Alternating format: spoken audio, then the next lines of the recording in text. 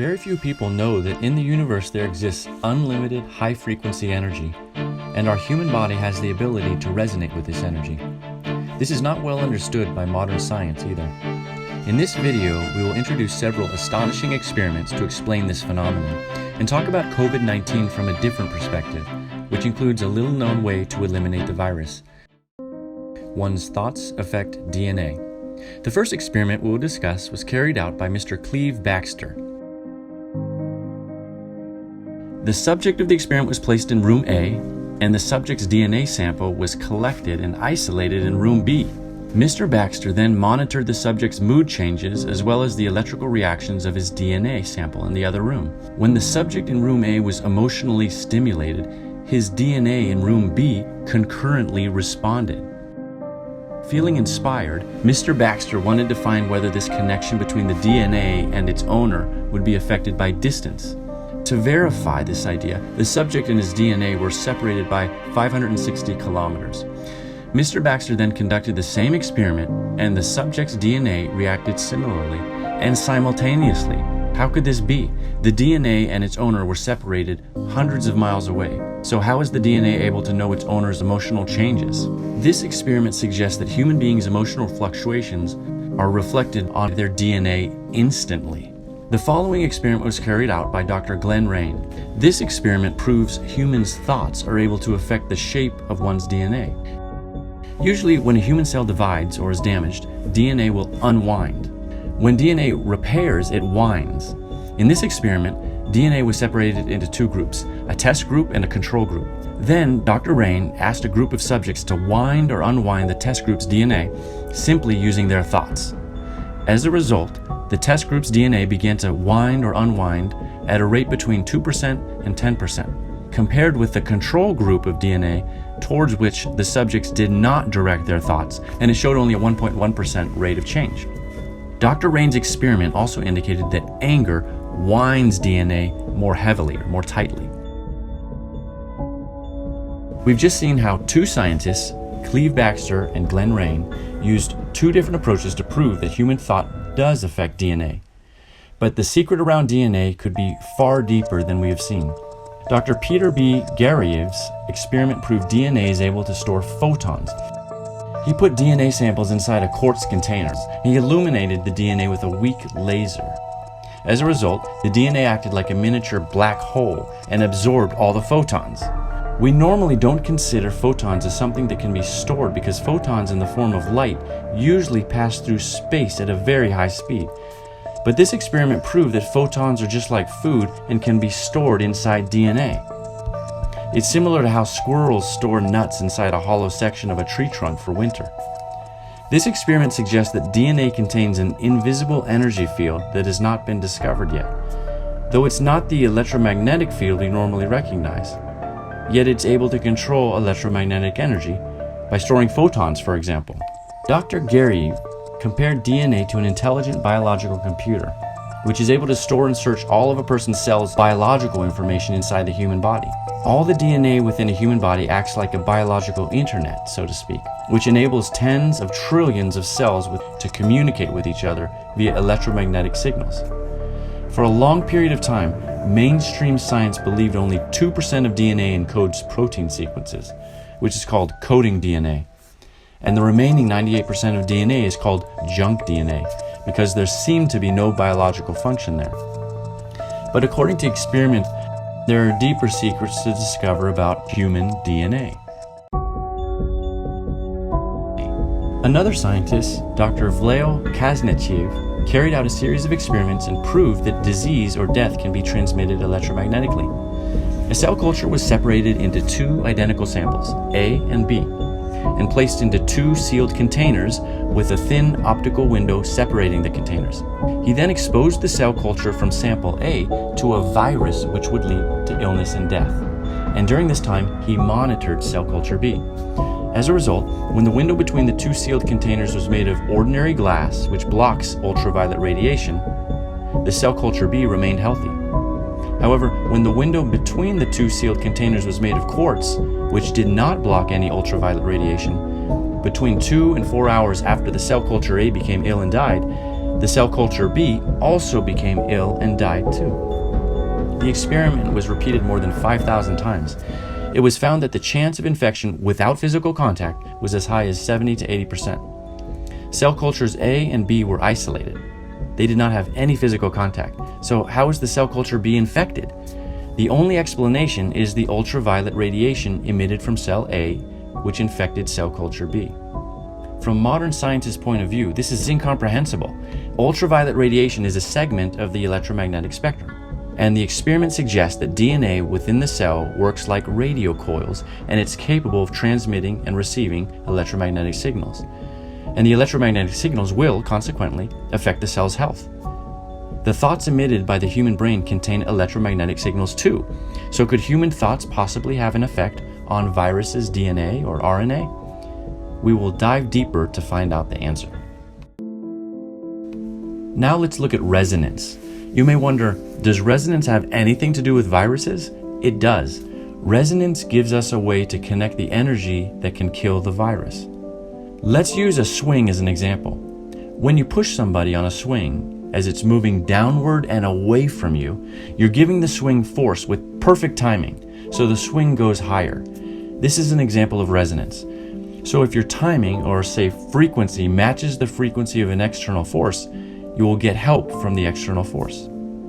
Tuning forks are another example. We know each object has its own identical natural frequency. Tuning fork A and B are identical. They share exactly the same weight, shape, and material composition. When we hit tuning fork A, the vibration travels in the air, and because tuning fork B has identical natural frequency as tuning fork A, it's able to resonate the vibration emitted by tuning fork A, even if we don't hit tuning fork B.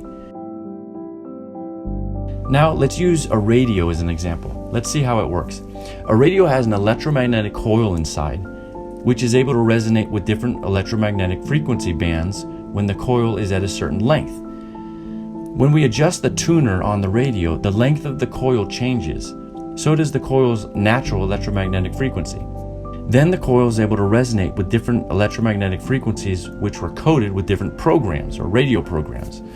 Remember, we just talked about how human thought can affect DNA, right? Electromagnetic waves affect radio. Our thoughts affect DNA. Do you see the similarity? More secrets are yet to be revealed. Frequency or vibration is everywhere. The Earth has a natural electromagnetic frequency which resonates with the ionosphere. This resonance is called Schumann resonances. The frequency of Schumann resonances is around 7.83 Hertz, which resonate at the same frequency of the hippocampus in the human brain. And it's essential for human health. Our universe is full of vibration. Even in a vacuum, there exists quantum fluctuation, also called vacuum fluctuation. The quantum fluctuation is essentially a form of vibration. There's a physics theory that the fundamental particles forming our world are made up of quantum fluctuation. If this is true, could we say that the fundamental particles are made of vibration? So does our universe also have its own vibration frequency? Now we know that vibration is everywhere. Then the question becomes, how can we receive positive vibration? Or perhaps we could ask, how can we adjust our frequency to resonate with positive energy? Before we continue, let's look at the phenomenon of finger reading ESP, or extrasensory perception. That is, the ability to read without using the eyes. We understand that our eyes can see things, but how could human fingers do that? First, let's review how human eyes see things. A light source emits photons on an object. The photons carry information such as shape, color, etc. of the object, and this information is reflected through our eyes. Then it reaches our brain, which is when we feel that we see the object. To give an overview of the whole process, it is the light that carries the object's information, then passes it to the brain. The air is the medium. For the process of finger reading, the body's energy, what was called qi in ancient China, carries the information as it goes through human meridians, or energy channels, which are the medium. The body's energy arrives at the paper with the letters, then carries the letters' information back through the meridians, and finally passes on the information to the brain. That is when we may also feel that we see the letters. So the mechanism of seeing by eyes and seeing by fingers is essentially the same. The only differences are the carrier of information and the medium. Next, let's look at an intriguing experiment carried out by Professor Si-Chen Li. From 1988 on, Professor Li proved that the finger reading phenomena exists by conducting thousands of experiments. Some test subjects with stronger such abilities could achieve accuracy rates of nearly 100%. One of the most fascinating phenomena occurred in an experiment carried out in August 1999. A sample on which was written the Chinese character for Buddha was given to the subject to recognize. To everyone's surprise, the subject could no longer see the character. Instead, she saw shining light, and sometimes human-shaped light that appeared in the lab room. On that day, more than 10 scientists at the scene, including the president of the Physical Society of Taiwan, witnessed this special phenomenon. Each of them expressed astonishment. To eliminate potential confounding factors from the test subject and from scientists in the lab room, the experiment was designed in a double-blind format, meaning that the samples were randomized, and nobody, including the subjects and experimenter, was able to see what was inside the samples, which were wrapped in tinfoil. In addition, samples written in foreign languages, including Tibetan, Hebrew, and Burmese gods' names and characters, which the subjects didn't understand, were also mixed for the subjects to recognize. As a result, whenever the sacred characters or names were picked up, a shining light was seen by the subjects instead of the original characters. This experiment suggests that the phenomenon is objective and was unrelated to the subject's religious affiliations or preferences. To verify that this was not an isolated incident, several other subjects were asked to recognize the Chinese character for Buddha using their fingers. As a result, they all saw shining light, but with some differences, which might be caused by the different strengths of their ESP abilities. Some subjects saw the character itself was emitting light, while other subjects saw that light was emitted from the background of the character, and some subjects even saw human-shaped light. To verify this special phenomenon once again, Professor Si-Chen Li flew to mainland China to ask Miss Chunlin Sun, who has worked as a researcher at China University of Geosciences. Miss Sun has also demonstrated ESP ability using her fingers to recognize the Chinese character for Buddha. What Miss Sun saw using her fingers was countless beams of golden shining light.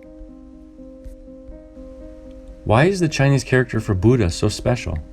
Scientists tried to alter the character by adding some parts, removing some parts, or separating the character in the middle. As a result, the shining light no longer appeared, which suggested that accurate writing of the character is important. The concept is similar to a website link. Furthermore, it was also discovered that the phonetic notation of the character for Buddha, Fo, also emits a shining light, which suggests that correctly pronouncing the character can also resonate with the energy that seemed to manifest as light. Looking at all these experiments together, is it possible that seemingly superstitious behavior such as chanting and praying and rituals practiced in ancient religions were the application of resonance frequency by sound to be in harmony with Buddhas or gods in the universe? Following this line of reasoning, Buddhas or gods believed in may indeed exist in a higher state of energy within the universe and have connections to their visual or auditory manifestations in the physical world we ordinarily understand. What our human eyes can see is very limited to only the spectrum of visible light, while for other frequencies like gamma rays, X-rays, microwaves, and radio waves, they're all out of our visibility, not to mention other forms of energies like alpha rays, beta rays, various particle beams, which are even farther away from our human eye's reach. There are even more enormous microscopic substances flowing through the universe in ways we do not yet understand and are still outside the reach of our most advanced laboratory devices. Professor Si-Chen Li's experiment reveals that our human language is able to connect to higher energy states, or what we might call other dimensions. Let's summarize what the preceding experiments suggest. Our mind is like a radio, adjusting what we think is like tuning the channels of the radio. By adjusting to different channels, we are adjusting ourselves to receive different frequencies. Then we resonate with the frequency, and we receive the energy from the channel of that frequency. We know our thoughts affect our DNA, as we talked about, and consequently it affects every cell in our body. So our thoughts are like a bridge, and they can attract certain energy or certain resonant frequencies within space and pass it on to the DNA in our body through resonance. and thus affect our health. So now the question becomes, which channel are we going to receive? Which type of energy do you choose to flow into your body?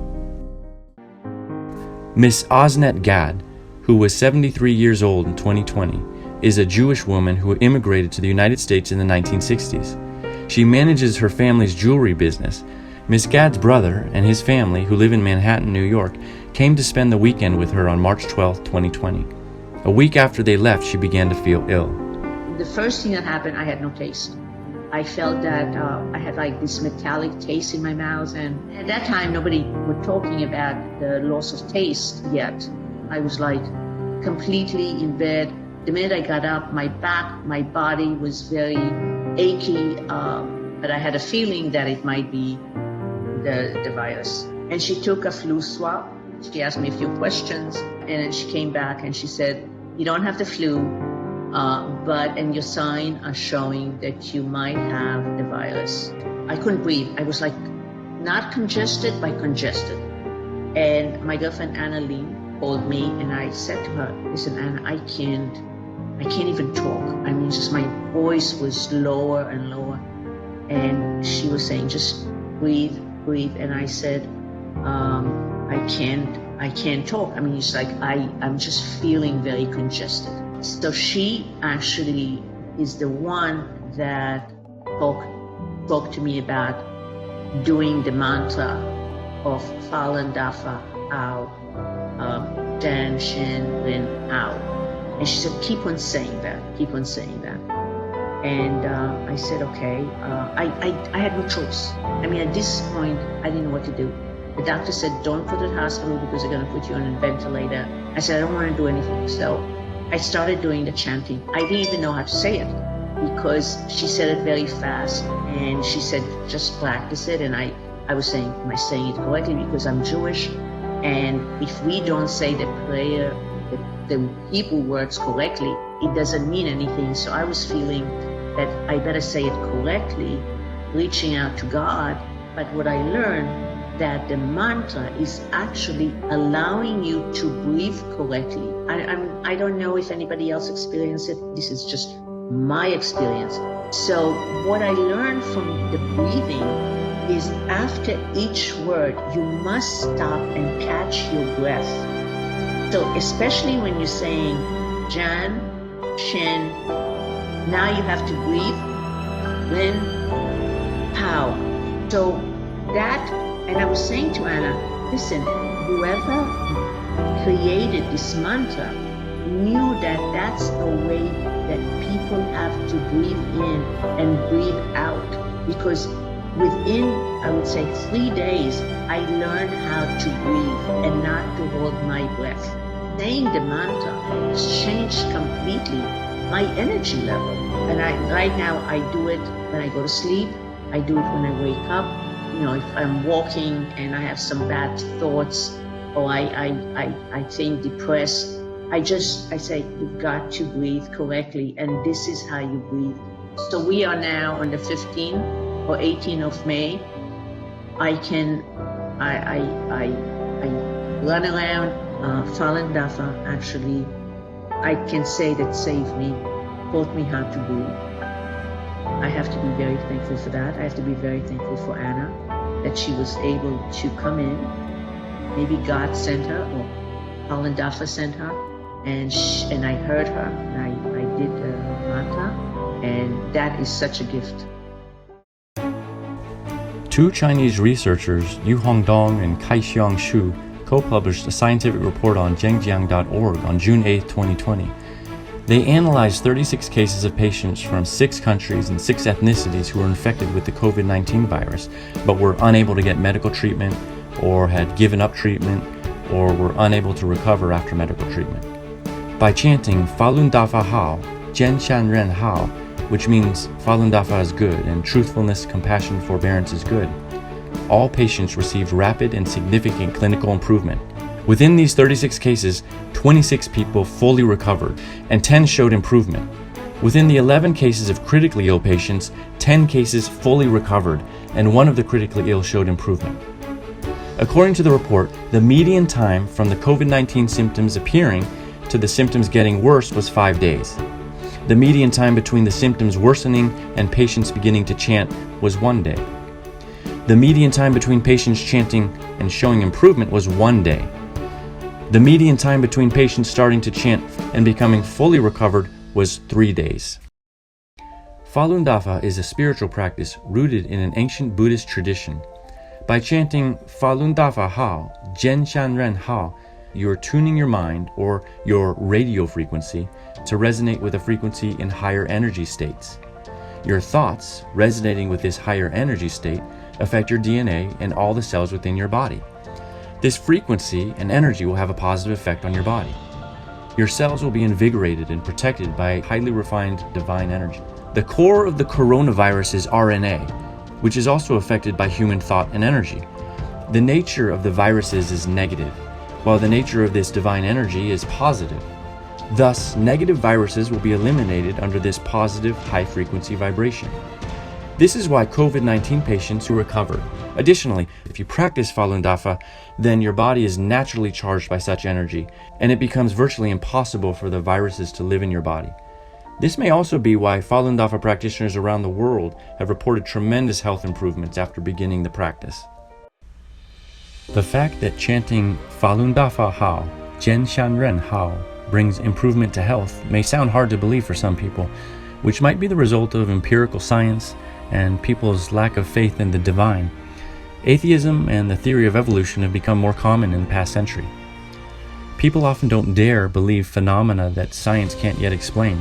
Spiritual practice has a long tradition as far back as the beginning of civilization and among all races around the world. It's the most profound wisdom humans ever had. For any orthodox religion in history, if we remove all the outside forms of religious rituals and reveal the core, we find that they are all essentially spiritual practice, and they are all teaching people to be compassionate, and they all include miracles like healing. Are there any essential reasons behind those similarities? Does a human exist only as a physical body, or could there be a spiritual part of us that plays a more significant role? How much potential does a human have? Why have so many ancient people followed spiritual practices? These are all questions we should think deeply about. And I always believe that only after we carefully think through these questions will our lives become worthy of living. The experiments we have talked about are only to provide a different way of thinking: classical mechanics, relativity, and quantum mechanics. The edge or fringe of science yesterday always seems to become the accepted, fundamental framework of science today. When sailors reached the edge of the world and were ready to cheer, they always found a new continent in front of them. Here we also solemnly recommend the book Zhuan Falun by Mr. Li Hongzhi. With plain and easy to understand words, the book illustrates profound principles. For the first time, the book Zhuan Falun reveals the cosmos' fundamental truths, the principles of cultivation, or connection between humans and the divine. For those seeking both physical and spiritual self-improvement, this book is a must-read. Lastly, let's think outside of the box of known science and think over the possibilities of the astonishing experiments described just now. Try to remove any bias. Consider Falun Dafa from the perspective of spiritual practice. If you have an open mind, you might see why so many people in different countries and of different races practice Falun Dafa, and you might also receive unexpected benefits from the practice. A wonderful journey is awaiting.